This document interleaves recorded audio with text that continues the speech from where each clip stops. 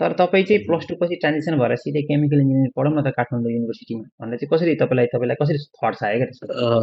11 सम्म पढ्दाखेरि मलाई पनि थाहा थिएन लाइक केमिकल इन्जिनियरिङ हुन्छ भनेर होइन। मेजर फाउन्डेसन भनेकै अन्डर ग्रेजुएटकै फाउन्डेसन हो जस्तो लाग्छ मलाई। अब मेन्टल्ली भनौँ, एकाडेमिकली भनौँ, अब म जान्छु बाहिर नै पढ्न होइन, जुन पनि देश होस् बाहिर जान्छु भन्ने सोचाइ चाहिँ कतिखेर आयो र तपाईँले त्यसको लागि प्रिपरेसन कसरी गर्नु? मेरो इन्ट्रेस्ट चाहिँ बाहिरै जाने पहिल्यैदेखि थियो अनेस्टली भन्दाखेरि होइन। मैले एप्लाई गरेको चाहिँ डिपार्टमेन्ट स्कलरसिपमा हो। डिपार्टमेन्ट स्कलरसिप चाहिँ लाइक 15 जना स्टुडेन्ट्सलाई दिने टोटल 10 चाहिँ होम रिजर्भ थियो कि 5 होम रिजर्भ 10 इन्टरनेसनललाई त्यो दिने चाहिँ तिनीहरूको क्राइटेरिया थियो। तर पब्लिकेसन छ भन्दैमा तपाईँको हुन्छ भनेर चाहिँ लाइक ग्यारेन्टी चाहिँ हुँदैन के। मेरो 200 र्याङ्क भएको युनिभर्सिटीले मलाई रिजेक्ट गरेको छ होइन। सो 500 भएको र्याङ्कले पनि रिजेक्ट गर्न सक्छ। व्हिच इज त्यस्तो त्यो ऊभन्दा पनि बेस्ट फिट हो जस्तो लाग्छ मलाई होइन। युकेको चाहिँ यो टेक्निकल सब्जेक्ट्सहरूमा चाहिँ एउटा एटाच सर्टिफिकेट भन्ने हुन्छ। त्यो चाहिँ कस्तो भन्दाखेरि लाइक यहाँ चाहिँ आफूले गरेर भन्दा अरूको कुरा सुनेर धेरै सिकिन्छ, अरूसँग कुरा गरेर धेरै सिकिन्छ भनेर कन्फरेन्स त्यसपछि तपाईँको कफी टकहरू एकदमै भइरहन्छ क्या। मलाई पोजिसन चाहिने त एउटा हो नि, होइन? सो रिजेक्सन आओस् न, के छ र? अर्को अझै एप्लाई गर्ने त्यो एटिच्युड चाहिँ हुनपर्छ जस्तो लाग्छ सबभन्दा पहिला। युकेमा चाहिँ धेरै सिडिटीहरू छन्। सिडिटीहरूले चाहिँ त्यही स्टुडेन्टहरू रिक्रुट गरेर त्यही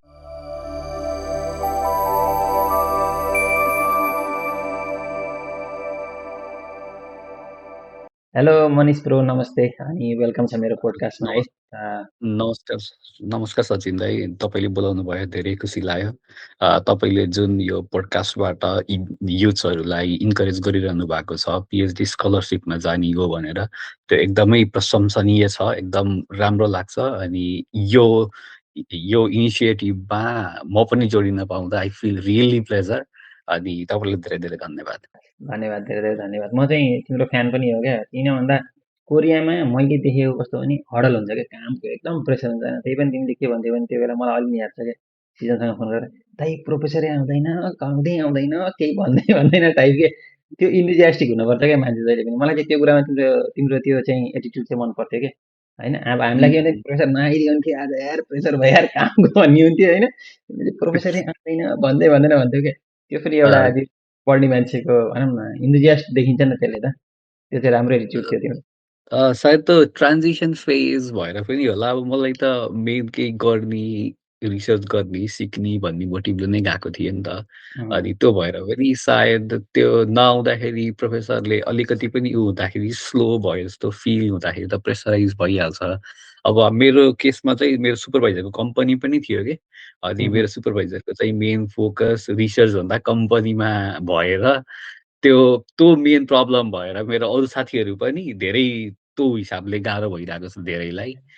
तर जस कोरियामा चाहिँ काम चाहिँ हुन्छ जस राम्रै भयो। त्यही त मैले त्यो चाहिँ राम्रो लाग्यो। त्यही भएर त्यही त्यही मेहनत होला ब्याचलर्सबाट मास्टर्सबाट ट्रान्जिसनले अहिले इम्पेरियल कलेज जस्तो कि क्युएस ऱ्याङ्किङ 2 छ सायद होइन त्यसको वर्ल्ड ऱ्याङ्किङ। हजुर, सेकेन्ड ऱ्याङ्क हजुर। युनिभर्सिटीमा पुग्नु भएको छ, धेरै धेरै बधाई छ। त्यसको लागि चाहिँ मलाई चाहिँ के छ भने अब तपाईँको हामी नर्मल्ली हेर्दा नेपालमा चाहिँ मैले +2 पढेँ, स्कुल पढेँ, +2 पढेँ अनि मैले साइन्स पढ्छु होइन। +2 पछि साइन्समा चाहिँ अब के पढ्ने भन्ने हुन्छ। केमिकल इन्जिनियरिङ छ भन्ने चाहिँ मलाई त्यति धेरै आइडिया थिएन। र अहिले पनि जबसम्म मैले सिजनलाई भेटिनँ होइन, जबसम्म काठमाडौँ युनिभर्सिटी छ भन्ने थाहा भएन त्यो बेलासम्म मलाई थाहा थिएन केमिकल इन्जिनियरिङ नेपालमा छ। तर तपाईँ चाहिँ +2 पछि ट्रान्जिसन भएर सिधै केमिकल इन्जिनियरिङ पढौँ न त काठमाडौँ युनिभर्सिटीमा भनेर चाहिँ कसरी तपाईँलाई कसरी थट्स आयो क्या त्यसको? अ, यस्तो भयो खास 11 सम्म पढ्दाखेरि मलाई पनि थाहा थिएन लाइक केमिकल इन्जिनियरिङ हुन्छ भनेर होइन। अनि कोइन्सिडेन्टली म पाल्पाबाट काठमाडौँ आउँदै थिएँ। बुटोलबाट एउटा दाइ चढ्नुभयो गाडीमा अनि केयुकै हुनुहुँदो रहेछ क्या त्यो दाइ। उम्, अनि त्यसपछि त्यो दाइले कुरा-कुरैमा भन्नुभयो केयुमा केमिकल इन्जिनियरिङ खुल्यो भनेर। अनि त्यसपछि मलाई केमिस्ट्रीमा पहिल्यैदेखि इन्ट्रेस्ट, म्याथ्स पनि इन्ट्रेस्ट। अनि मेरो चाहिँ के थियो भन्दा क्लियर डिरेक्सन मैले बायोलोजी चाहिँ पढ्दिनँ। उम्, भन्ने चाहिँ क्लियर डिसिजन थियो कि मेरो सानैदेखि नै किन त्यो सब मेडिकलको सबै कुराहरू क्लोज आउट भइसकेको थियो मेरो लागि। मैले 11मा पनि कम्प्युटर लिएर पढेँ अनि कम्प्युटरमा पनि इन्ट्रेस्ट थियो। अनि त्यसपछि मलाई सिभिल इन्जिनियरिङ अब इन्जिनियरिङमा त म जानै पर्ने भयो होइन। अब सिभिल इन्जिनियरिङ, मेकानिकल इन्जिनियरिङमा त्यस्तो इन्ट्रेस्ट खासै लागेको थिएन। अनि अब मेकानिकल इन्जिनियरिङ भन्ने बित्तिकै त्यो फ्रिजहरू खोल्ने, इलेक्ट्रिकल भन्ने बित्तिकै रेडियोहरू त्यो बनाउने टाइपको भाइब्स आउँछ नि त। त्यो मैले त केही पनि गर्थेन त। सो म त केमिस्ट्रीको पढ्न मजा लाग्थ्यो। अनि कम्प्युटरमा चाहिँ म पहिलेदेखि अलिअलि केही गरिरहेको हुन्थेँ। कम्प्युटर इन्जिनियरिङ भन्दा केमिस्ट्री पनि सो मिक्स गर्दा ठिक होला भनेर खासै थाहा पनि थिएन केमिकल इन्जिनियरिङ के हो, कस्तो हो भनेर। तर जस्ट केमिस्ट्री र म्याथ्सको फ्यान्टासीबाट केमिकल इन्जिनियरिङ पढेको। त्यो क्याजुअली नै पढेको त्यस्तो।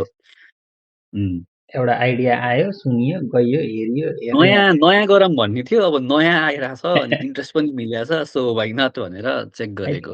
2 वर्ष अगाडि त्यति खोल्यो होला केमिकल इन्जिनियरिङ। म त्यही सिजन दाइहरूको ब्याच, सायद सिजन दाइ फर्स्ट ब्याच हो क्या। सिजन दाइ ग्रेजुएट हुने इयर म इन भएको हो क्या। Okay, so okay. 3-4 वर्षको फरक हो। प्लस त्यसमा चाहिँ अर्को एउटा फ्युल गरेको फ्याक्टर चाहिँ के भन्दाखेरि गुगलमा त्यसपछि त गुगल हेरिन्छ नि त ल केमिकल इन्जिनियरिङ कस्तो हो, के हो भनेर। गल्फमा टन्न पैसा कमाउँछन् अनि ठ्याक्क गुगलमा सर्च गर्दा पनि हाइली पेड इन्जिनियर भन्दाखेरि केमिकल इन्जिनियरिङ देखायो हेर्नु होइन। अनि यही हो मेरो लागि भन्ने भयो अनि त्यस तपाईँलाई चाहिँ के लाग्छ कि जस्तै अब तपाईँ एउटा ठाउँबाट ट्रान्जिसन नेपालबाट तपाईँ इन्डिया जानुभएछ, केही बेर इन्टर्नसिप गर्नुभयो, फर्केर आएर कोरिया आउनुभयो, त्यसपछि अहिले तपाईँ लन्डन हुनुहुन्छ होइन, इम्पेरियल कलेजमा हुनुहुन्छ। त्यो कलेजमा सबै कुरा गर्दा चाहिँ तपाईँको एक्सपिरियन्स कस्तो भयो अन्डर ग्रेडको, जसले गर्दा तपाईँलाई अहिलेसम्म एकाडेमिकली स्मुथ भयो? अन्डर ग्रेजुएटको मेजर फाउन्डेसन भनेकै अन्डर ग्रेजुएटकै फाउन्डेसन हो जस्तो लाग्छ मलाई। किनकि म इन्डिया गएर पनि रिसर्चै गरेँ, कोरियामा पनि एकाडेमिकल्ली फाउन्डेसनल बेस गर्ने होइन, त्यहाँ गएर पनि रिसर्च नै गर्ने हो। अनि अहिलेको कोर्समा पनि रिसर्च नै हो। सो मेरो फाउन्डेसन चाहिँ जुन केयुमा एकाडेमिक्स भयो, फन्डामेन्टल्स त्यो त एकदमै मेजर लाइक मेजर पार्ट चाहिँ अन्डर ग्रेडकै कन्ट्रिब्युसन जस्तो लाग्छ। प्लस एड अन नयाँ टुल सिक्ने, नयाँ एक्सपेरिमेन्ट गर्न जान्ने, त्यो एडिसनल स्कोप चाहिँ अब डिफ्रेन्ट ठाउँमा जाँदाखेरि सिक्दै जाने कुरा रहेछ जस्तो लाग्छ। सो एकदम मेजर फ्याक्टर चाहिँ केयुकै अन्डर ग्रेजुएट जस्तो लाग्छ मलाई। त्यो त अन्डर ग्रेजुएट एक्सपिरियन्स चाहिँ राम्रो गऱ्यो तपाईँले। मैले देखिरहेको छु तपाईँले गरेको चाहिँ जस्तै फ्रिलेन्सिङको कामहरू पनि गर्नुहुन्छ धेरै नै होइन। तपाईँले फ्रिलेन्सिङ यो अन्डर ग्रेजुएट एक्सपिरियन्स गर्दै गर्दा गर्नुभयो कि पछि गएर होइन चाहिँदो रहेछ भनेर आफूले आफूलाई डेभलप गर्नुभएको कुनै टुल्सहरूमा भनौँ, कस्तो सफ्टवेयर? त्यो कस्तो भयो भन्दाखेरि म नयाँ कुराहरू गर्न खोजिरहने, चाहिरहने, अपर्च्युनिटिजहरू हेरिरहने होइन। अनि त्यति बेला ठ्याक्क अपवर्क भन्ने रहेछ अनि अपवर्कमा एकाउन्ट बनाएँ। अनि सुरुमा चाहिँ त्यही ट्युटरिङहरूको जब 1-2 टा पाउँथेँ के। अनि पछि अब इन्डस्ट्रीको कामहरू पनि गर्न थालेँ लाइक त्यो एसपिएमको त्यो उहरू बनाउने प्लस डेटा एनालाइसिस डिफ्रेन्ट प्रोग्रामहरू बनाउने होइन। त्यस्तो हुँदै राम्रो हुँदै गयो। अनि त्यसपछि त्यो पनि प्यारलली नै गरेँ। अब त्यही अन्डर ग्रेड गर्दा नै गरेको हो। अहिले त बरु गर्दिनँ किनकि अब टाइम पनि हुँदैन अनि मेजर आफ्नो काममा फोकस छु। तर पहिला चाहिँ अन्डर ग्रेजुएटमा केही गरौँ त्यसबाट चाहिँ कस्तो हुँदो रहेछ भन्दाखेरि मेरो त्यसमा बेस्ट एक्सपिरियन्स चाहिँ के भयो भन्दा टाइमप्रति एकदमै सेन्सिटिभ भएँ नि के। जस्तो उम्, 1 घन्टा यत्तिकै बस्न भन्दा त मैले काम गर्थेँ भन्ने टाइपको फिल। अनि यो एकदमै टाइमको क्याल्कुलेसन चाहिँ काम गर्न थालेपछि एकदमै राम्रोसँग गर्न सकिने, आफू अवेर हुने, ओहो! मेरो 1 घन्टा कहाँ गयो भन्दाखेरि त्यो ग्याप फाइन्ड हुने क्या आफूलाई। उम्, त्यो टाइममा त मैले यो कुरा गर्न सक्थेँ नि त भन्ने टाइपको फिलिङ हुने। हो, त्यो सबै म्यानेजमेन्ट गर्दाखेरि चाहिँ त्यसले पनि सायद डिसिप्लिन क्रिएट गर्छ होला जस्तो लाग्छ। ठिक हो। मलाई पनि त्यो अपवर्कको चाहिँ थाहा थियो। म त्यति धेरै काम त गरिनँ, कम्प्युटरमा त्यति धेरै इन्ट्रेस्ट त छैन होइन। भए नि जे होस् अपवर्कको बारेमा आइडिया चाहिँ थियो। तर मैले चाहिँ अब त्यो फ्रिलेन्सिङतिर गइनँ, रिसर्चतिर मात्रै लाग्यो। तपाईँको जे होस् सेभ गरौँला, अन्डर ग्रेडले त फाउन्डेसन दिन्छ नि, हाम्रो पनि त्यही नै हो होइन। एक्सपिरियन्समा अन्डर ग्रेडले फाउन्डेसन दियो, अपवर्कहरूले तपाईँलाई अझै स्टिमुलेट गर्यो केही कुरा गर्नलाई। अनि मैले टाइम म्यानेजमेन्ट सिकेको चाहिँ मेनली कोरिया गएर हो। तपाईँले चाहिँ अपवर्क गर्दा गर्दै टाइम म्यानेजमेन्ट सिक्नुभयो। तपाईँलाई चाहिँ जस्तै अब भनौँ न एउटा मान्छे तपाईँ पाल्पाबाट आउनुभयो, काठमाडौँ पढ्नुभयो, त्यसपछि केयु पढ्नुभयो, केयुमा तपाईँले बेचलर गरिसकेपछि अब मेन्टल्ली भनौँ, एकाडेमिकली भनौँ, अब म जान्छु बाहिर नै पढ्न होइन। जुन पनि देश होस्, बाहिर जान्छु भन्ने सोचाइ चाहिँ कतिखेर आयो र तपाईँले त्यसको लागि प्रिपरेसन कसरी गर्नुभयो? मलाई +2 पढेपछि मतलब मेरो इन्ट्रेस्ट चाहिँ बाहिरै जाने पहिल्यैदेखि थियो अनेस्टली भन्दाखेरि होइन। +2 देखि नै मलाई गाइड गर्ने मान्छे चाहिँ कोही थिएन। मैले सबै आफै एक्सप्लोर गरेको हो। अनि सुरुमा +2 पछि पनि मैले त युसेफहरूको स्कलरसिपहरूमा एप्लाई गर्ने, तिनीहरूको सेसनहरू जाने, +2 कै बेलामा पनि जान्थेँ कि किनकि मलाई बाहिरै जान थियो। त्यसपछि त्यो गएँ अनि त्यसपछि 12 मा हुँदाखेरि ल केमिकल इन्जिनियरिङ पढ्न बाहिर जाने भन्ने माइन्डमा त आइहाल्यो नि त। अनि त्यसपछि हुँ, फिस सुनेको फिस त करोडमा हुँदो रहेछ। त्यो त ए एफोर्ड गर्न सकिँदैन नि त। अनि त्यसपछि ल अनि अब अप्सन के रह्यो त? अब अप्सन त बाहिर जाने त अब क्लोज भयो नि त कि स्कलरसिप पाइएन। अनि केही एडमिसन भएँ। तर त्यो भित्रैबाट बाहिर गएर पढ्छु, टप स्कुलमा पढ्छु, त्यो एउटा इच्छा चाहिँ एकदमै थियो। सायद त्यसको लागि पनि मेरो अब प्रिपरेसन पनि भनौँ, डेस्टिनी पनि भनौँ, पहिल्यैदेखि विदेश जाने हो। विदेश जानलाई राम्रो जिपिए चाहिन्छ, पब्लिकेसन चाहिन्छ, एक्सपिरियन्स चाहिन्छ। त्यो मलाई पहिल्यैदेखि नै त्यो गर्नुपर्छ भन्ने थियो। अनि त्यो भएर पनि मेरो वान डिरेक्सनल फोकस नै भइरह्यो के किनकि मलाई त यही गर्न छ। म त हुँ, विदेशै जाने हो पढ्न भन्ने, पिएचडी गर्ने हो भन्ने पहिल्यैदेखिको लक्ष्य थियो मेरो।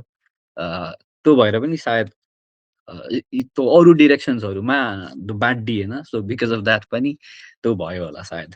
होला। मलाई मलाई चाहिँ मैले फ्रेङ्कली भन्नुपर्दा मलाई +2 पछि थाहा थिएन, विदेश जान मिल्छ। अनि मैले चाहिँ लगभग 5 वर्ष चाहिँ भयो युसेफको कुराहरू थाहा पाएको होइन, युसेफ मास्टर्स हुँदो रहेछ। विदेश जाने कुरा त ब्याचलर पढ्दाखेरि थाहा भएको, त्योभन्दा अगाडि थाहा थिएन। ब्याचलरमा पनि म बाहिर जाने हो भन्ने थियो। त्यही भएर नि म पनि कोरिया पुगेँ हो होइन। अनि जस्तै तपाईँको चाहिँ के थियो? के रिजनले गर्दा अब कसरी तपाईँले चाहिँ साउथ कोरिया जाऊँ न त होइन मास्टर्स गर्नलाई भनेर सोच्नुभयो? साउथ कोरिया मेरो कस्तो भएको भन्दाखेरि म इन्टर्नसिपको लागि इन्डियामा थिएँ।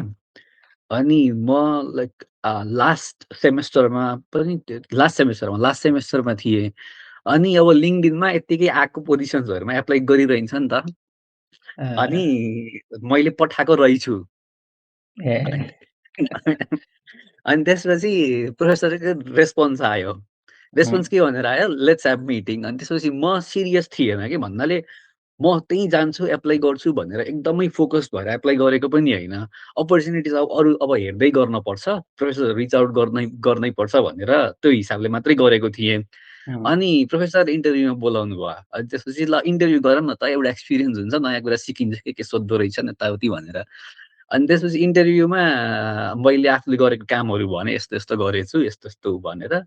अनि त्यसपछि त्यसपछि अब उसले चाहिँ ऊ के भन्नुभयो भन्दाखेरि मैले खास एमएस पिएचडीलाई गर्ने हो रिक्रुट, मास्टर्सलाई मात्रै गर्दिन भन्नुभयो। हुँ, हुँ, अनि त्यसपछि मैले चाहिँ होइन म त पिएचडी गर्न त म अर्को टप स्कुलमा जाने हो, मैले गर्ने भए मास्टर्स मात्र गर्छु, पिएचडी गर्दिनँ भने मैले। ए ओके, अनि त्यसपछि मैले चाहिँ पिएचडीको लागि हो खास खोजेको स्टुडेन्ट, म सोध्छु अनि भनौँला भन्नुभयो। ए अनि ओके, त्यसपछि ठ्याक्क म त्यो इन्टर्नसिप सकेर नेपाल आउने बेलामा फेरि अर्को इमेल आयो, लेट्स ह्याभ सेकेन्ड इन्टरभ्यू भनेर।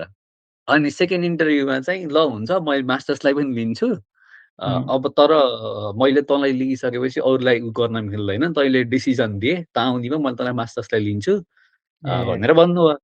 अनि अब मेरो 8th सेम ग्रेजुएट हुँदै छ। ए अफर आइसक्यो होइन। अब मैले के सोचेँ भन्दा मैले अब यो कुरेर मतलब अरू युएस एप्लाई गर्न, यताउति एप्लाई गर्न 1 वर्ष लाग्छ नै। लाग्छ। 2 वर्षमा मेरो मास्टर्स सकिन्छ।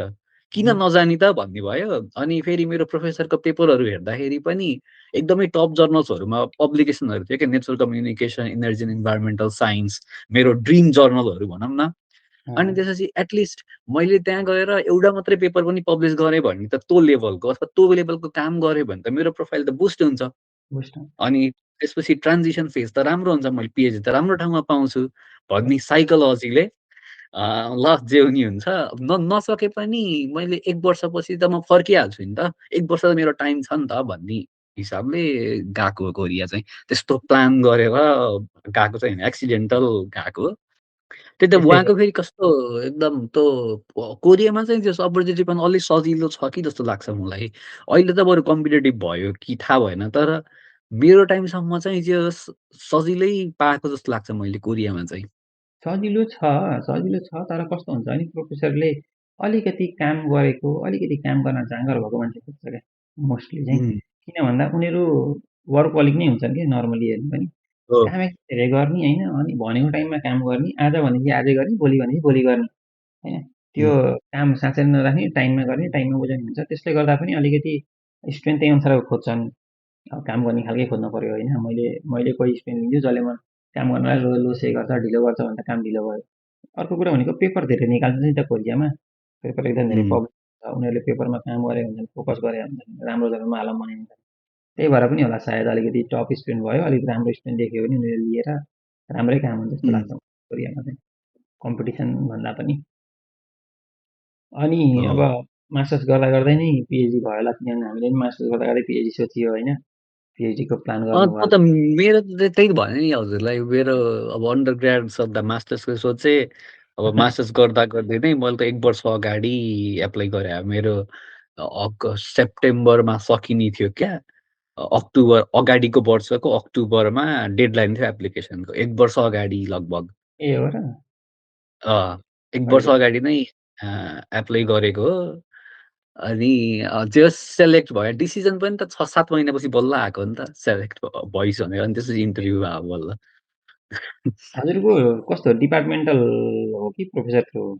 मेरो यो युकेमा चाहिँ कस्तो छ भन्दाखेरि मैले जति बुझेछु नि हेर्दाखेरि यहाँ मेन कुरा भनेको फन्डिङ हो होइन। जस्तो युएसमा चाहिँ मेरो अन्डरस्ट्यान्डिङ अनुसार पीएचडी पाइयो भने फन्डिङ पाइयो। यस।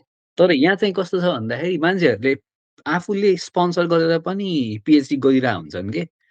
सेल्फ फन्डेड पीएचडी पनि हुन्छन्। सो पीएचडी एप्लाई गर्ने चाहिँ डिपार्टमेन्टबाट होइन। अनि स्कलरसिप चाहिँ छुट्टै एप्लाई गर्नुपर्छ। जस्तो प्रेसिडेन्ट स्कलरसिप भयो अनि त्यसपछि अरू-अरू डिफ्रेन्ट टाइप्स अफ स्कलरसिप्सहरू। अब त्यो भएको भएर मेरो चाहिँ मैले एप्लाई गरेको चाहिँ डिपार्टमेन्ट स्कलरसिपमा हो। डिपार्टमेन्ट स्कलरसिप चाहिँ लाइक 15 जना स्टुडेन्ट्सलाई दिने टोटल 10 चाहिँ होम रिजर्भ थियो कि 5 होम रिजर्भ 10 इन्टरनेसनललाई त्यो दिने चाहिँ तिनीहरूको क्राइटेरिया थियो। अनि त्यसमध्ये तिनीहरू 10 वटा स्टुडेन्ट सेलेक्ट गर्छन्। अनि त्यसपछि 10 वटा मध्ये सेलेक्ट गरिसकेपछि अब कुन प्रोफेसरलाई चुज गर्छस् भनेर सोध्छन् तिनीहरूले। अनि प्रोफेसर चुज गर्ने त्यसपछि। अनि अनि त्यसपछि त्यो फन्ड जुन मेरो जुन स्टाइपेन्ड हुन्छ नि, त्यो चाहिँ मेरो युनिभर्सिटीले दिन्छ। अनि जुन रिसर्चको कन्ज्युमेबल्स हुन्छ त्यो चाहिँ प्रोफेसरले दिने। प्रोफेसरलाई स्टुडेन्टको त्यो जुन स्टाइपेन्ड हुन्छ त्यसको बर्डन हुँदैन के। रिसर्चको मात्रै बर्डन भयो। ए ठिक हो। यहाँ पनि त्यस्तै हो। लगभग लगभग तपाईँको भन्न पर्दाखेरि 2-3 प्रकारको कुराहरू छन् होइन। जस्तै प्रोफेसरले फन्डिङ गर्ने, प्रोफेसरले स्टिपेन्ड दिने। प्रोफेसरको उम्, फन्डिङ, डिपार्टमेन्टले स्टिपेन्ड दिने होइन। उम्, डिपार्टमेन्टको फन्डिङ, डिपार्टमेन्टले स्टिपेन्ड दिने। त्यो 3 प्रकारको हुन्छ। कोही कोहीले चाहिँ प्राइभेटहरूमा चाहिँ पैसा तिरेर पनि पढ्नलाई अब त्यो त्यो छ यहाँ पनि सुविधा होइन। पैसा तिरेर म पिएचडी गर्छु भने पनि पायो, नत्र भने म अनलाइन टाइपको गर्छु, पे गर्छु, अनलाइन टाइपको गर्छु, आफ्नो काम गर्छु जस्ट डिग्रीको लागि भने जस्तो पनि छ। प्रोसेसहरू अब सबै रिसर्चमा हुन्छ धेरै, तर कोही कोहीको रिसर्च नहुन पनि सक्छ। र सानो रिसर्चको काम पनि हुनसक्छ। सो ठिक हो, तपाईँको कम्पिटिटिभमा गएर 10जनामा कतिजनाले एप्लाई गरे थाहा छैन, 10जनामा तपाईँ पर्नु भनेको कम्पिटिसन राम्रै हो। किनभने युनिभर्सिटी राम्रो छ, कम्पिटिसन राम्रै हुन्छ त्यसमा मलाई थाहा भएसम्म एकदम। अब तपाईँको पब्लिकेसन्सहरू त पक्कै पनि थियो। त्यो पब्लिकेसन भनौँ वा हजुर। रिसर्च प्रोजेक्ट भनौँ, तपाईँको रिकमेन्डेसनहरू भनौँ, त्यसले चाहिँ तपाईँको युकेमा तपाईँको इम्पेरियल कलेजमा चाहिँ एप्लिकेसनको कुरामा, पिएचडीको एप्लिकेसनमा कतिको हेल्प गर्छ वा इम्पोर्टेन्ट छ जस्तो लाग्छ तपाईँलाई? इम्पोर्टेन्ट त अभियसली छ नै होइन। तर पब्लिकेसन छ भन्दैमा तपाईँको हुन्छ भनेर चाहिँ लाइक ग्यारेन्टी चाहिँ हुँदैन के। किनकि यो पार्ट अफ डेस्टिनी पनि हो, फिट पनि हो होइन। अब मेरो इम्पेरियलमा भयो म खतरा भन्ने होइन क्या। किनकि मेरो 200 र्याङ्क भएको युनिभर्सिटीले मलाई रिजेक्ट गरेको छ होइन। सो 500 भएको र्याङ्कले पनि रिजेक्ट गर्न सक्छ। व्हिच इज त्यस्तो त्यो भन्दा पनि बेस्ट फिट हो जस्तो लाग्छ मलाई होइन। अनि तपाईँको ठ्याक्क तपाईँको जुन स्ट्रङ मोटिभेसन छ नि, त्यो रिसर्च चाहिँ त्यहाँ हुन पर्यो। अनि तपाईँको त्यससँग लगाव भएको कामहरू, जस्तो मेरो यतिवटा पब्लिकेसन छ भन्दा पनि म यो प्रब्लममा ड्रिभन छु। यो प्रब्लम सल्भ गर्नलाई मैले यो कुराहरू गरेँ, मेरो यो स्किल सेट छ। मैले यो चाहिँ गर्न सक्छु भन्ने टाइपको न्यारेटिभबाट त्यसलाई गर्न सकियो भने सायद त्यो प्रभावकारी हुन्छ होला। मेरो यतिवटा पब्लिकेसन छ Q1 यो त्यो भनेर त्यसरी चाहिँ हुँदैन होला। प्लस अर्को कुरा चाहिँ के हुन्छ भन्दा मेरो पब्लिकेसन छ तर मलाई मेरो पब्लिकेसनसँग रिलेटेड बेसिक आइडिया नै छैन। राइट। किनकि तिनीहरूले त 1 घन्टाको इन्टरभ्यू पनि त लिन्छन् नि। हो तिनीहरूले के मलाई चाहिँ केही पनि सोधेन, मेरो कामकै बारेमा सोधे के लाइक डेप्थमा गएर। होइन अब पब्लिकेसन चाहिँ अब एलएलएमको जमानामा त्यति गाह्रो छैन पब्लिकेसन लेख्न भन्छु म होइन। तर पब्लिकेसन लेख्नमा त प्रब्लम सल्भिङ अन्डरस्ट्यान्डिङ कत्तिको छ त? डेप्थ अफ फन्डामेन्टल्स कत्तिको छ? भन्ने कुरा पनि म्याटर गर्छ जस्तो लाग्छ। अनि त्यो चाहिँ एसओपीमा अथवा त्यो मान्छेसँग कुरा गर्ने बित्तिकै त्यसको डेप्थ थाहा भइहाल्छ जस्तो लाग्छ क्या मलाई। कत्तिको त्यो लगनशील हो, कत्तिको डेप्थमा रिसर्च गर्न सक्छ। भन्ने कुरा चाहिँ सायद त्यो पनि म्याटर गर्छ जस्तो लाग्छ मलाई। But publications obviously it helps. GPA खतरा जीपीए भएको खत्रै हो होइन। अब जति पनि अर्को चाहिँ कम्पिटिटिभ पनि होला जस्तो अब अरू ठ्याक्कै त्यस्तै रेलिभेन्ट सिभी भएको मान्छेहरूले कति एप्लाई गरे त त्यो पार्टिकुलर रिसर्च प्रोजेक्टसँग रिलेटेड। त्यो कुरा पनि म्याटर गर्छ। सो हाम्रो कन्ट्रोलमा छैन भन्छु म। जतिसक्दो आफ्नो प्रोफाइल राम्रो बनाउने। अरू कुराहरू हाम्रो कन्ट्रोलमा सायद छैन होला जस्तो लाग्छ। त्यही त। होइन मलाई पनि अहिले फिल हुँदै जान्छ होइन, मलाई नि पहिला नि फिल हुँदै जान्थ्यो। मैले बुझेको के हो भने हजुरले भने जस्तो के रिसर्च गर्नु, पब्लिकेसन गर्नु चाहिँ आफ्नो ठाउँमा छ। एउटा पार्ट अफ वर्क हो, पार्ट अफ के अरे एकाडेमिक्स हो होइन, त्यो पार्ट हो। जिपिए राम्रो चाहिन्छ, त्यो एउटा स्ट्यान्डर्ड नै हो, किनभने त्योभन्दा लो भयो भने पाइँदैन भन्ने नै हुन्छ होइन। तर मेन कुरा चाहिँ कस्तो हो भने how depth your knowledge in your major भन्ने कुरा के तपाईँले एप्लाई गरिरहेको बेलामा तपाईँको नलेज कस्तो छ। जस्तै मलाई एकचोटि इन्टरभ्यू भएको थियो 1-1.5 घन्टाको होइन, त्यो बेला मलाई क्वेसन सोधेको भनेको पिसिआर गर्दाखेरि पिसिआर मास्टर मिक्समा के कम्पोनेन्ट हुन्छ सोधेको थियो कि। किन भन्दा पिसिआर हुन्छ मास्टर मिक्स गर्छ, मलाई पिसिआर आउँछ भनेर लेखेर मात्रै त भएन नि त प्रोफाइलमा, त्यसभित्र कम्पोनेन्ट के हुन्छ सोधेँ क्या मलाई। त्यो बेला मलाई लाग्यो बल्ल ए क्वेसन त सोध्न मिल्दो रहेछ नि त, डेप्थ हो, नलेज चाहिन्छ। मलाई पनि मेरो इम्पिरियलको इन्टरभ्यूमा लाइक मलाई मेरो मास्टर्सको प्रोजेक्टको मात्रै सोध्यो क्या क्वेसन्सहरू होइन, जुन टेक्निकल क्वेसन हुन्छ नि। म त इन्टरभ्यू भनेको टेक्निकल एन्ड अरू मोटिभेसन वाला टाइपको भन्थ्यो क्या। अनि टेक्निकल भन्ने बित्तिकै मैले के सोच्छु भन्दा ल थर्मोडायनामिक्स त्यो जुन सब्जेक्ट पढेँ नि अन्डर ग्राडमा त्यसको बारेमा सोध्ने होला। म त त्यो पढेर बसिरहेको थिएँ। एउटा प्यानिक त हुन्छ नि त अब इन्टरभ्यू आइरहेछ। मैले त त्यो करिकुलम पढिरहेँ क्या। मलाई थाहा छैन। अनि टेक्निकल क्वेसन भनेको चाहिँ कस्तो मेरो प्रोजेक्टको टेक्निकल क्वेसन रहेछ के। त्यो आइडिया कसरी लिएर आइस? प्रोफेसरको कन्ट्रिब्युसन त्यसमा के छ? तेरो कन्ट्रिब्युसन के छ? कसरी एक्ज्याक्टली त्यो गर्न पुगिस्? त्यो सबै तिनीहरूले वर्क फ्लो मेरो सोचको उहरू त्यस्तो सोच्दो रहेछन् कि त्यो चाहिँ मैले एक्सपेक्टै गरेको थिएन कि त्यस्तो क्वेसन सोध्छन् भनेर। म त पुरै त्यो टेक्निकल भनेको अर्कै होला भन्ने सोचिरहेको थिएँ। मलाई पनि त्योभन्दा अगाडि जस्तै यहाँ युएसमा धेरैवटा इन्टरभ्यू भयो, साथीभाइको पनि भयो, मेरो पनि भयो। मैले पनि 2-3टा इन्टरभ्यू दिएको होइन, दिनको लागि। अनि सबैको ठाउँमा के हुन्थ्यो भने जनरल क्वेसनहरू भन्ने, मैले यस्तो यस्तो गर्छु, यस्तो हुन्छ मेरो ल्याबमा, यतिजना छन्, यो कामहरू गर्छन् भन्ने कुरा गर्ने सकाउने कि त्यस्तो तरिका। तर एउटा टेक्निकल कलेज जुन अहिले यो युनिभर्सिटीमा छु म, यो युनिभर्सिटीको प्रोफेसरले लिनुभएको थियो, उहाँले चाहिँ मलाई मास्टर्समा गरेको र अहिले गर्दै गरेको काम के छ तेरो भनेरै सोध्नु भएको थियो। मैले पिपिटी नै बनाएको थिएँ, हरेक पिपिटीको क्वेसनको फिगरलाई लिएर त्यो कसरी निकालिस्, यो किन आएको जस्तो लाग्छ मलाई, यो किन कम आएको जस्तो लाग्छ। त्यो टेक्निकल क्वेसन त्यस्तो थियो क्या, 1.5-2 घन्टा, 1.5 घन्टा, 45 मिनटको थियो, त्यस्तो कुरा भएको थियो क्या। अनि बल्ल मलाई त्यही त्यो बेला लाग्यो depending upon university, depending on professor होइन, क्वेसन चाहिँ फरक हुन्छ क्या, के क्वेसन सोध्दैछ भने। अब एकदम। कलेज इम्पेरियल कलेजले तपाईँलाई सोध्ने भनेको तपाईँको मास्टर्समा गरेको कामलाई कतिको नलेज छ र यसले यहाँ आएपछि गर्न त्यही कुरा रिप्लिकेट गर्न नि सक्छ कि सक्दैन भन्ने कुरा हो क्या। मास्टर्समा मेरो नाम हो। छ मेरो पेपरमा भन्ने होइन, मेरो प्रोजेक्टमा भन्ने मलाई सबै आउँछ भन्ने हुन्न। हुँ। कुन पार्ट मलाई आउँछ त्यो पार्टमा आफू स्ट्रङ चाहिँ हुनपर्छ जस्तो लाग्यो मलाई पनि। तपाईँको कुरा पनि त्यही नै भएर यो जस्ट होइन क्वेसन। एकदम जस्तो हामीले चाहिँ के मिस्टेक गर्छौँ भन्दा जस्तो मेरो सोच चाहिँ के थियो भन्दा प्रोफेसरले सोध्दैछ भनेपछि त्यसको फिल्ड अफ एक्सपर्टिजमा आफूले प्रिपेयर गर्ने, उसको पेपर पढ्ने होइन। तर त्योभन्दा बरु आफ्नै प्रोजेक्टमा आफूले गरेकै काममा क्लारिटी खोज्ने, त्यसको डेप्थमा जाने, सायद त्यो बरु युजफुल हुन्छ जस्तो लाग्यो यस, क्या मलाई। त्यो हामीले चाहिँ प्रोफेसरको पेपरहरू पढेर बुझ्न खोज्छौँ, त्यो त झन् गाह्रो छ नि होइन त? कसरी बुझिन्छ? त्यत्रो 2 वर्ष 3 वर्ष लगाएर गराइरहेको रिसर्च हुन्छ। त्यो त एकदमै गाह्रो हुन्छ जस्तो लाग्छ मलाई। आफ्नोमा चाहिँ क्लियर हुन पर्यो। हो राइट।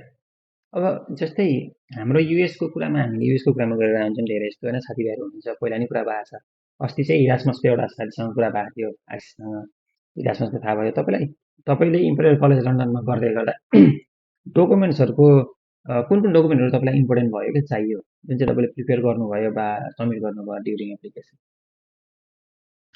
अ, यो युकेको चाहिँ यो टेक्निकल सब्जेक्ट्सहरूमा चाहिँ एउटा एटाच सर्टिफिकेट भन्ने हुन्छ।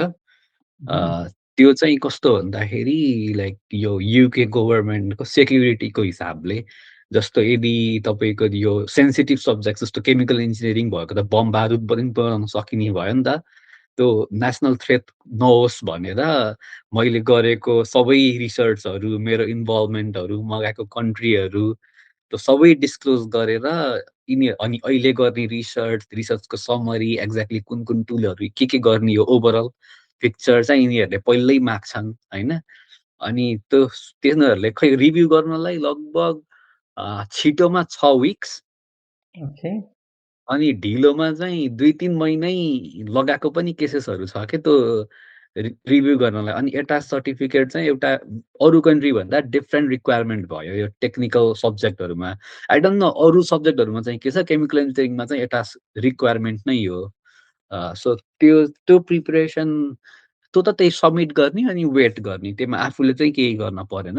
त्यही त तर ठिकै हो तपाईँको एक्स्ट्रा डकुमेन्ट भनेको त्यही अटा सर्टिफिकेट एउटा चाहियो मेइनली एटाच सर्टिफिकेट अनि अनि एसओपी वा मोटिभेसन लेटर केही लेख्नु भएको थियो ए त्यो त एप्लाई गर्दाखेरि लेखेको। एप्लाई गर्दाखेरि रिकमेन्डेसन लेटर अनि त्यो अ, एटाच चाहिने त एक्सेप्ट भएपछि मात्रै हो। ओके ओके सुरुमा त एप्लिकेसनको रिक्वायरमेन्ट रिकमेन्डेसन लेटर त्यसपछि तपाईँको स्टेटमेन्ट अफ पर्पज त्यो त अगाडि लेख्नुपर्छ। नर्मली हो त्यो त्यो त सबै प्रोसेस त्यो त एप्लिकेसन सबैमा परिहाल्छ। तर मेरो चाहिँ एउटा रिकमेन्डेसन लेटरमा चाहिँ एउटा एकदम इन्ट्रेस्टिङ कुरा के भयो भन्दाखेरि मैले एकदमै भने नि रिसेन्टली बुझाउन पर्ने 2-3 दिन मात्रै बाँकी थियो कि मेरो। अनि त्यसपछि त्यति बेला बुझाउन पर्ने थियो। अनि त्यसपछि मैले रिकमेन्डेसनमा कसलाई भन्ने त, होइन? अब मेरो पहिल्यैदेखि अन्डर ग्रेडदेखि नै त्यो विवेक सर भन्नुहुन्थ्यो। उहाँलाई त भने, उहाँले त ओके। अर्को चाहिँ एउटा बिट्स पिलानीको सर जसँग मैले पेपर लेखाएको थिएँ। अनि त्यो सरलाई रिक्वेस्ट गरेँ। मैले मेरो करेन्ट सुपरभाइजरलाई भनेन। किनकि अब आएको 1 वर्ष पनि भएको छैन। 1 वर्ष बाँकी छ मास्टर्सलाई। अब भन्न भएन नि त अहिले त। जान्छु भन्नु अनि भएन त्यो भनेन सुपरभाइजरलाई। अनि त्यसपछि 2 जनाको रिकमेन्डेसन पनि पठाइदिएँ। अनि त्यसपछि मलाई के भनेर इमेल आयो भन्दा तेरो करेन्ट सुपरभाइजरको रिकमेन्डेसन दे भनेर। तर त्यो चाहिँ 6 महिनापछि बल्ल आयो है त्यो रिक्वेस्ट चाहिँ। अनि त्यसपछि 6 महिनापछि बल्ल रिक्वेस्ट गरेर भने तपाईँको भनौँ न फेज चाहिँ मलाई मन परेको क्या जस्तै कोरियामा गएर एउटा युनिभर्सिटीमा पढेर त्यसपछि गएर तपाईँले अहिले इम्पेरियल कलेजमा गर्नुहुँदैछ तर अब इम्पेरियल कलेज त तपाईँले चाहनु भएको हाई ऱ्याङ्क युनिभर्सिटी राम्रो कलेज भयो त्यो हाम्रो ठाउँमा छ होइन प्रोसेस गरेर सकेपछि त्यहाँ पुगेपछि एउटा टप टू ऱ्याङ्क युनिभर्सिटीमा कम्पिटिसन हुन्छ क्या जसले जे भने कम्पिटिसन राम्रै हुन्छ उम्, गइसकेपछि अब तपाईँले अब अहिले पिएचडी गर्दा गर्दै कतिको डिफ्रेन्स फिल गर्नुहुन्छ क्या कोरियामा पढेको ब्याचलरमा पढेको र अब पिएचडीमा त्यो युनिभर्सिटीमा पढेको कुराहरूमा कोरियाको र यहाँको चाहिँ एकदमै ड्रास्टिक डिफरेन्स छ जस्तो लाग्छ मलाई। जस्तो टप युनिभर्सिटी भन्ने बित्तिकै रिसर्च, पढाइ त्यो एकदमै हुन्छ होला जस्तो लाग्छ नि त। तर कस्तो हुन्छ भन्दाखेरि यहाँ चाहिँ आफूले गरेर भन्दा अरूको कुरा सुनेर धेरै सिकिन्छ, अरूसँग कुरा गरेर धेरै सिकिन्छ भनेर कन्फरेन्स त्यसपछि तपाईँको कफी टकहरू एकदमै भइरहन्छ क्या। अनि जस्तो अब सायद सुपरभाइजरले स्टाइपेन्ड फन्ड नगर्ने भएको भएर नि होला, होइन? त्यस्तो त्यो रिसर्च गर्न पर्ने त्यो प्रेसर हुन्छ नि जुन उतापट्टि त्यो माइलस्टोन बुझाउन पर्ने त्यस्तो केही पनि हुँदैन। अनि मैले मेन अब्जर्भ गरेको चाहिँ कोरियामा हुँदाखेरि चाहिँ मेरो प्रोफेसर भइसकेपछि अरू प्रोफेसरसँग त्यो रिलेसन खासै कहिल्यै पनि हुँदै भएन। तर यहाँ चाहिँ कस्तो छ भन्दा मैले इलेक्ट्रोकेमिस्ट्री गरिरहेको छु भने अरू इलेक्ट्रोकेमिस्ट्रीको जुन मटेरियल्समा छ होइन? अनि अरू डिपार्टमेन्टमा छ तिनीहरूले पनि त इलेक्ट्रोकेमिस्ट्री गरिरहेछन् भने कोलाबोरेट गरेर गर्ने। जस्तो अब म डिपार्टमेन्ट अफ केमिकल इन्जिनियरिङमा पढ्छु, म मेरो एक्सपेरिमेन्ट डिपार्टमेन्ट अफ मटेरियल्समा गएर गर्छु होइन? सो त्यो एकदमै हाइली कोलाबोरेटिभ यो इनसाइड इम्पेरियल मात्रै होइन कि आउटसाइड पनि एकदमै हाइली कोलाबोरेटिभ अनि यहाँको फन्डिङ स्ट्रक्चर पनि कस्तो हुँदो रहेछ भन्दा प्रोजेक्टमा तपाईँ एक्लै एप्लाई गर्नुभयो भने भएन क्या लाइक डाइभर्सिटी चाहियो, धेरै ग्रुप अफ कोलाबोरेसन चाहियो, त्यस्तो टाइपको रिक्वायरमेन्ट फन्डिङको पनि हुँदो रहेछ। सो त्यो भएर पनि कोलाबोरेटिभ इन्भाइरोमेन्ट एकदमै इन्करेज गर्ने ठाउँ। अनि प्रेसर नदिने, राम्रो रिसर्च, सेफ्टीहरूलाई एकदमै ख्याल गर्ने। सो त्यो कुराहरू चाहिँ जस डिफरेन्ट छ। यो राइट। यही कुरामा अस्ति आशिषसँग कुरा हुँदाखेरि आशिषले मलाई भन्दै थिए क्या, इरासमस पढिसकेपछि अहिले पिएचडी गर्दैछन् होइन जर्मनीमा। उसले भन्थे यहाँ चाहिँ अहिले दुईजनाको कुरा सेम आयो क्या, यहाँ चाहिँ कोलाबोरेसन एकदम धेरै हुन्छ, not only within department or within university within that country but inter country. जस्तै अस्ट्रिया र नेदरल्यान्डको कोलाबोरेसनमा काम भइरहेको छ होइन। अनि पेपरहरू पनि देखिन्छ क्या त्यस्तो कोलाबोरेटिभमा काम भएको, एउटाले एउटा हस्पिटलमा काम गरेछ, अर्कोले अर्को हस्पिटलमा काम गरेछ, कम्बाइन्ड रिसर्च भएको छ, हामीले पनि त्यस्तो पेपर हेर्छौँ। त्यो एउटा तपाईँले पनि अहिले ठ्याक्कै त्यही कुरा गर्नु मलाई ठ्याक्कै याद आयो। भनेपछि जे होस् त्यो ठाउँमा चाहिँ मेनली भनेको कोलाबोरेसन काम बढी र भनौँ न लिङ्क बनाउने काम बढी, आफूले जानेको आफ्नो आफ्नो फिल्डको मान्छेसँग लिङ्क होइन, लिङ्क धेरै गरेर काम गरिन्छ। त्यो चाहिँ एउटा बेस्ट हो। यहाँ चाहिँ अलिकति मलाई थाहा छैन होइन, सबै ठाउँमा त मलाई भन्न सक्दिनँ, तर हाम्रो कलेजमा पनि अलिअलि कोलाबोरेसन चाहिँ छ विथिन डिपार्टमेन्ट, अनि कोही कोही चाहिँ बिट्विन डिपार्टमेन्ट पनि छ। अनि तर त्यस्तो धेरै कोलाबोरेसन भनौँ न एउटा युनिभर्सिटी अर्को ठाउँको चाहिँ धेरै छैन, केही मात्रामा थोरै थोरै हाम्रो चाहिँ छ कोलाबोरेसन अर्को युनिभर्सिटीमा पनि त्यस्तो छ। तर जे होस् युकेमा चाहिँ त्यो कुरा चाहिँ एउटा एउटा राम्रो एस्पेक्ट हो क्या, किनभने एक्सपोजर बढी हुन्छ। त्यही भएर तपाईँको मैले देखिरहेको हुन्छु पोस्टर सोस्टर कता कता टक सकमा फोटो सोटो आइरहन्छ फेसबुकतिर होइन। त्यस्तो यो सिजिटी भन्ने चाहिँ छ क्या, यिनीहरूले चाहिँ 100 स्टुडेन्ट रिक्रुट गर्ने हो। पिएचडी डक्टरल ट्रेनिङ भन्ने चाहिँ यिनीहरूको मिसन चाहिँ 4 वर्षमा 100 स्टुडेन्ट रिक्रुट गर्ने, इन्डस्ट्री रेडी बनाउने यिनीहरूको अब्जेक्टिभ हो कि यो ग्रिन ट्रान्जिसन, ग्रिन फ्युल्सहरूको लागि। अनि त्यसको इभेन्टहरू भइरहेको हुन्छ, त्यसमा चाहिँ 4 वटा युनिभर्सिटीको कम्बाइन्ड प्रोग्राम हो त। अनि त्यो भएर कन्फरेन्सहरू गरिरहेका हुन्छन् तिनीहरूले। Nice nice nice nice. यस एउटा मार्केटको लागि पनि प्रिपरेसन पहिलेदेखि छ भनौँ। जब रेडी बनाउनको लागि डिफ्रेन्ट ट्रेनिङहरू हुन्छ। जस्तै तपाईँले अब इम्पेरियल कलेजमा जानुभन्दा अगाडि तपाईँ नेपाल गएर इम्पेरियल कलेज जानुभएको हुन्छ होइन। हजुर। तपाईँलाई कस्तो लाग्छ एक्सपेक्टेसन रियालिटीमा कुरा गर्न पर्दाखेरि चाहिँ कस्तो सोच्नु भएको थियो, त्यस्तै खालको छ कि त्योभन्दा अलिकति डिफ्रेन्ट छ? डिफ्रेन्ट पनि राम्रो एस्पेक्ट पनि हुनसक्छ, नराम्रो एस्पेक्ट पनि हुनसक्छ होइन। तपाईँलाई चाहिँ कस्तो फिल भइरहेछ? नराम्रो एस्पेक्टमा डिफरेन्स त मलाई केही पनि छैन होइन। यहाँ यो नराम्रो छ भन्ने त अनेस्टली केही पनि छैन मलाई। मैले ब्र्याग गरेको होइन, तर जेन्युनली भनेको ल नराम्रो भन्ने, तर यस्तो पनि हुन्छ है भन्ने चाहिँ फिल बनायो क्या। जस्तो सेफ्टी भनेको कोरियामा काम गर्दाखेरि साइडमा थियो क्या। त्यसको रिस्क एसेसमेन्टसँग इन्भल्भ भएको कुराहरू, यो काम गर्नुपर्छ, यो कुरा चाहिँ साइडमा अलिअलि गरे हुन्छ भन्ने टाइपको थियो भने, यहाँ चाहिँ सेफ्टी फर्स्ट होइन। अब यहाँ ल्याबमा एक्लै गएर काम गर्न मिल्दैन, लोन वर्किङ अलाउड छैन, विकेन्डमा गएर काम गर्न मिल्दैन, होइन? अनि सेफ्टीलाई एकदमै रियल कन्सियसनेस गर्नुपर्छ। सबैबाट अथोरिटी लिएर बल्ल काम गर्न पाइन्छ, होइन? सो यो सबै कुराले स्लो अलिकति भयो, तर राइट वेमा गर्दैछु है भन्ने कन्फिडेन्स चाहिँ साँच्चीकै आउँछ क्या। जुन इन्डस्ट्रीमा त राइट वेमा गर्नुपर्छ, नत्र त एक्सिडेन्ट भइहाल्छ नि। सो त्यसको लागि चाहिँ ट्रेनिङ एकदमै राम्रो छ जस्तो लाग्छ मलाई। काम चाहिँ स्लो हुन्छ, तर इरेस्पेक्टिभ अफ द्याट ट्रेनिङ चाहिँ राम्रो छ। या मैले पनि फर्स्टमा सिजन जब अस्ट्रेलिया गएँ होइन, मोनासमा, त्यसपछि मोनासमा गएपछि उसको कुरा पनि त्यही नै थियो क्या, दा यहाँ सेफ्टी फर्स्ट। यो ठाउँमा के छ भने तपाईँको विकेन्डमा जानै मिल्दैन, गइयो भने पनि we need to take permission from someone, something अथोरिटीबाट पर्मिसन लिने, अनि बल्ल जाने, अनि आफ्नो काम सकेपछि मैले यतिखेर सकेँ यतिखेर इन्ट्री गरेँ सबै कुरा भन्नुपर्छ यहाँ।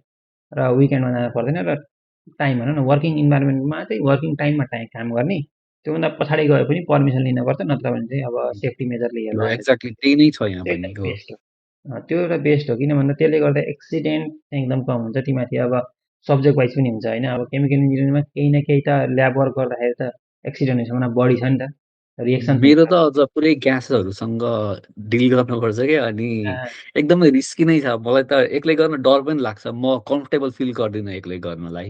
त्यो सधैँ गरिरहेको काम पनि कहिलेकाहीँ कस्तो हुन्छ भन्दा एक्सपेरिमेन्ट गर्दाखेरि त्यो कन्सियसनेस सबै कुरामा कन्सियसनेस भइँदैन नि त हरेक टाइममा। कहिले हो त। ध्यान कहाँ जान्छ अनि त्यो एकदम मलाई चाहिँ एक्लै काम गर्न कम्फर्टेबल लाग्दैन। ठिक, ठिक। एकदम राम्रो। अब रिसोर्सेसहरूको कुरा गर्नुपर्दा टप टेक युनिभर्सिटी हो, राम्रो हुन्छ। एकाडेमिक प्रेसर चाहिँ कतिको छ भनौँ न, क्लासेसहरूको कुरा क्या। लेक्चर लिनुपर्छ तपाईँले पक्का नि होइन? एउटा क्रेडिट त पुऱ्याउनु पऱ्यो। लेक्चर दिन पर्दैन यहाँ चाहिँ। छैन? यहाँ चाहिँ पिएचडीमा कोर्स रिक्वायरमेन्ट भनेको लाइक त्यही टिचिङ असिस्टेन्टको लागि अनि जुन रिस्क असेसमेन्ट त्यसपछि सेफ्टी ट्रेनिङहरू चाहिँ लिनपर्छ। यो इक्जाम दिन पर्ने प्रेसर चाहिँ छैन। छैन। A, nice. त्यस्तो खालको त्यो छ। यस्तो भएर नि होला अब युएसमा चाहिँ तपाईँको अन्डर ग्राडदेखि सिधै पढ्न पाइन्छ अरे रे। उहुँ, यहाँ चाहिँ मास्टर्स कम्पल्सरी भयो। मास्टर्ससम्म चाहिँ कोर्स वर्क अलरेडी गरिसकेका हुन्छन् भन्ने अन्डरस्ट्यान्डिङले उहुँ। त्यो रिल्याक्स मास्टर्समा भयो चाहिँ रिक्वायरमेन्ट। कोर्स वर्क पनि भयो, रिसर्च पनि ट्रेनिङ भयो, दुइटै भयो। अब चाहिँ रिसर्च मात्रै गर्ने भन्ने कुराहरूको कन्सेप्ट होला, राम्रो कन्सेप्ट हो त्यो पनि। जस्तै तपाईँले जेनरल अडियन्सहरूलाई भनौँ न, नयाँ आउने स्टुडेन्टहरूलाई इम्पेरियल कलेज नभए पनि यस लन्डनको युकेको कलेजहरूमा आउन पर्दाखेरि होइन, एसिस्टेन्सीको कुराहरू गरौँ। धेरै जस्तो हामी एसिस्टेन्सी नै कुरा गर्छ, प्राइभेट त जति पनि आउँछन् होइन। कुरा गर्दा चाहिँ मास्टर्स या पिएचडी गर्न आउँदैछन् अनि तपाईँले कस्तो खालको वे देख्नुहुन्छ उनीहरूलाई, कतिको सुविधा छ, सजिलो छ, वा एप्लाई गर्न गाह्रो छ, यो कुराहरूमा चाहिँ? यो कम्पिटिसन चाहिँ जस्तो जहाँ पनि गाह्रै छ के। नट ओन्ली इम्पेरियल कुनै ठाउँमा पिएचडी पाउन नै गाह्रो भइसक्यो क्या आजकल, होइन? सो इम्पेरियलमा पनि त्यत्तिकै गाह्रो हो। त्योभन्दा थोरै बढी गाह्रो होला। सो कम्पिटिसन त अभियसली छ, होइन? मैले अघि पनि भनिसकेँ। There are lot of factors which are not in our control. तपाईँको 10 वटा पब्लिकेसन छ, तपाईँको खतरा जिपिए छ, it does not guarantee admission, होइन? उम्, तर आफ्नो प्रोफाइल बेस्ट बनाउने अनि अरू फ्याक्टर्सहरूलाई चाहिँ जस्तो मैले 100 वटा युनिभर्सिटी एप्लाई गर्न सक्छु नि त अथवा 100 वटा प्रोफेसरलाई रिच आउट गर्न सक्छु। प्रोबेबिलिटी त जति गऱ्यो त्यति बढ्दै जाने पनि त हो नि। मलाई पोजिसन चाहिने त एउटा हो नि, होइन? सो रिजेक्सन आओस् न, के छ र? अर्को अझै एप्लाई गर्ने त्यो एटिच्युड चाहिँ हुनपर्छ जस्तो लाग्छ सबभन्दा पहिला चाहिँ, होइन? अनि आफ्नो बेस्ट गर्ने हो, आफूले राम्रो प्रोफाइल बनाउने। अब आउटकम त पोजिटिभ सधैँ आउँछ भन्न सकिँदैन अनि त्यसलाई वेलकम गर्न, त्यसलाई एडजस्ट गर्न, त्यसलाई ओके ठिक छ म अर्कोमा एप्लाई गर्छु भन्ने चाहिँ हुनुपर्छ जस्तो लाग्छ। मेन चाहिँ त्यही अब एप्लाई गर्ने कसरी भन्ने कुराहरू त अब त्यो युनिभर्सल कुराहरू नै हो। प्रोफेसरलाई रिच आउट गर्ने, डिफ्रेन्ट प्रोग्रामहरू छन्, डिफ्रेन्ट स्कलरसिप छन् एप्लाई गर्ने। अब यो सिडिटी भन्ने चाहिँ मैले हाइलाइट गर्न चाहन्छु किनकि मलाई पहिला थाहा थिएन सिडिटी भन्ने छ भनेर। युकेमा चाहिँ धेरै सिडिटीहरू छन्। सिडिटीहरूले चाहिँ त्यही स्टुडेन्टहरू रिक्रुट गरेर त्यही डिफ्रेन्ट सिडिटीको चाहिँ डिफ्रेन्ट प्रोग्राम्सहरूमा अहिले रिसेन्टली यो गरिरहेको छन्। त्यो सिडिटीबाट पनि एप्लाई गर्न सकिन्छ युकेमा चाहिँ। सिडिटी भनेको चाहिँ कस्तो हो? यो सेन्टर अफ डक्टरल ट्रेनिङ भन्ने हुन्छ अनि तिनीहरूले चाहिँ डिफ्रेन्ट इन्डस्ट्रिजहरूको लागि ट्रेन गर्नलाई स्टुडेन्टहरू रिक्रुट गरिरहेका हुन्छन् कि इन्टरनेसनल यहाँको होम स्टुडेन्टहरू मिक्सअप। जस्तो अँ, म भएको सिडिटी जिआइएफमा चाहिँ 100 वटा स्टुडेन्ट्सहरू 4 वर्षमा भनेको एउटा कोहर्टमा 25 जना लिने। त्यस्तै गरी सिडिटी धेरैवटा सिडिटी छ के। मेरो चाहिँ ग्रिन इन्डस्ट्रियल फ्युचर्समा छ होइन। त्यस्तै उहुँ, गरी अरू डिफ्रेन्ट सिडिटीहरू पनि छन्। तिनीहरूले पनि त्यस्तै त्यो ढाँचामा रिक्रुट गर्छन् कि स्टुडेन्ट्सहरूलाई। अनि त्यो चाहिँ एउटा स्कलरसिप प्रोभाइड गर्ने भयो, एउटा कम्युनिटी भनौँ न। तिनीहरूले चाहिँ अच्छा। फन्डेड गराउँछ। यो चाहिँ एउटा इम्पोर्टेन्ट कुरा सिडिटी भनेको, त्यसको बारेमा चाहिँ यसो हेर्न पनि पर्छ सबैलाई। प्लस अब युनिभर्सिटीको डिपार्टमेन्टल स्कलरसिपहरू भयो होइन। अनि प्रेसिडेन्सियल स्कलरसिपहरू हुन्छ। त्यसपछि धेरै छ स्कलरसिपहरू त युकेमा। अ, त्यो एप्लाई गर्दा ठिकै हुन्छ। एक्सप्लोर गर्न पर्यो, मेन भनेको इन्थुजियास्ट हुनु पर्यो, आफूले गरेको काममा हेरेर एप्लाई भनौँ न, त्यही पोजिसन खोज्नु। जस्तो there is no single best way के लाइक यो गर्ने पनि हुन्छ भन्ने छैन। Try everything something will work out for you भन्छु क्या मैले चाहिँ। Right, right. आफ्नो प्यासन हुन पर्यो। Try everything that you see everyone has different story different इरासमसहरूबाट पनि गइरहेछन्। अरू कन्ट्रिजहरू पनि गइरहेछन्। अब अस्ट्रेलिया पनि स्कलरसिपमा पाइरहेका छन् होइन। अब युएसमा पनि छुट्टै उ छ पाइरहेकै छन् युएसमा पनि। सो केही न केही भइहाल्छ भन्ने चाहिँ लाग्छ मलाई। हो, गर्न इच्छा हुनुपर्यो, इच्छा शक्ति ठुलो कुरा हो। सही हो। भनेपछि तपाईँको जे होस् एउटा लास्ट क्वेसन भनौँ होइन, लास्ट क्वेसनमा चाहिँ मैले पिएचडी गरेँ, तपाईँले भनिसक्नुभयो एउटा कुरा त, किन भन्दा जब अपर्च्युनिटीको लागि प्र्याक्टिस गराउँदैछ अलरेडी नै होइन, छँदैछ। त्यो बाहेक नर्मली ल म 100मा परिनँ अरे त्यो प्रोग्राममा म गइनँ, केही भयो मलाई परिनँ अरे, सेलेक्ट भएन भए गइनँ होइन, जे पनि हुनसक्छ। त्यो बाहेक अरू अपर्च्युनिटी कति देख्नुहुन्छ तपाईँले जब मार्केटको केसमा आफ्टर पिएचडी? अपर्च्युनिटिज अब मेरो इन्ट्रेस्ट चाहिँ एकाडेमिया जाने हो। मेरो जब गर्ने इन्ट्रेस्ट छैन। सो म चाहिँ अब पोस्टडक गर्ने। पोस्टडक गर्न पनि अब फेरि छुट्टै युद्ध लड्न पर्नेवाला छ। I know that I am well prepared होइन। त्यति सजिलो चाहिँ नहोला। तर अप्सन त अब पोस्टडक चाहिहाल्छ, इन्डस्ट्रीमा मान्छेहरू चाहिहाल्छन्। हामीमध्ये कोही जानी त हो नि। हो, अ, त्यही भएर चान्सेस त छ, एप्लाई गर्नुपर्छ। मेहनत चाहिँ कन्टिन्युअसली गर्नै पर्यो। त्यति सजिलो चाहिँ हुँदैन। तर मेहनत गर्दै गइरहेपछि कतै न कतै पाइन्छ भन्ने छ अब। तर यस, मेरो चाहिँ एकाडेमिक इन्ट्रेस्ट भएको भएर म चाहिँ पोस्टडक गर्छु। तर कोही जबलाई इन्ट्रेस्टेड छ भने पनि अब कस्तो खालको जब हो, अब इन्ट्रेस्ट पनि त डिफ्रेन्ट हुन्छ नि। अब त्यसमा इन्डस्ट्री छ भने एप्लाई गर्ने, आफू बेस्ट क्यान्डिडेट हुने, त्यही नै जर्नी भयो। ठिक छ। पिएचडी गरेपछि त त्यो त्यो आइडिया पनि हुन्छ, भेटघाट पनि हुन्छ, यसो के अरे चिनजान पोस्टर। पनि हुन्छ प्लस त्यही हो अब आफ्नो पिएचडी रिसर्चसँग इन्क्लाइन भएको इन्डस्ट्रिजहरू खोज्न पर्यो अथवा त्यसैमा लिमिट हुनपर्छ भन्ने पनि भएन। अरू पनि एक्सप्लोर गर्न सकियो। एक्सप्लोर त गर्न पर्यो, जति एक्सप्लोर गर्यो त्यति धेरै आफूले सानो टपिकमा पनि कुनै ठाउँमा इन्डस्ट्री राम्रो पाइन्छ, कुनै एकाडेमिक पनि राम्रो भइहाल्ने आज पिएचडी गरेपछि त। न त राज के अरे राजदूतको लागि पनि भ्याकेन्सी खुल्दैछ अब त एप्लाई गरे भयो। सही। धेरै धेरै धन्यवाद मनिष ब्रदर तपाईँलाई होइन, आइदिनु भयो, यसो कुरा भयो, एउटा बेसिक नलेज पनि थाहा भयो कि एप्लाई कसरी गर्ने, एप्लाई गर्दा पाइन्छ होइन। अब कति नेपाली हुनुहुन्छ त्यहाँ त्यो युनिभर्सिटीमा तपाईँ बाहेक? नेपालीहरू पिएचडी चाहिँ मैले देखेको छैन। पोस्टडक गर्ने दाइहरू चाहिँ हुनुहुन्छ। हुनुहुन्छ है। पोस्टडक गर्ने 3-4 जना हुनुहुन्छ यहाँ। यस, मेरो राम्रो डिपार्टमेन्टमा चाहिँ। अरूसँग चाहिँ म कुरा मतलब भेट भएको छैन अहिलेसम्म। तर मेरो डिपार्टमेन्टमा चाहिँ 3-4 जना दाइहरू हुनुहुन्छ। राम्रो इन्भेस्टमेन्ट राम्रो ठाउँमा पुग्नु भएको छ तपाईँको। अब फ्युचर पनि पक्का नै ब्राइट नै हुन्छ होइन। तपाईँलाई त्यसको लागि बेस्ट विसेस भन्दै आज बिदा हुन चाहन्छु अब यहाँबाट। धन्यवाद, धेरै धेरै हस्, धन्यवाद। Thank you so much.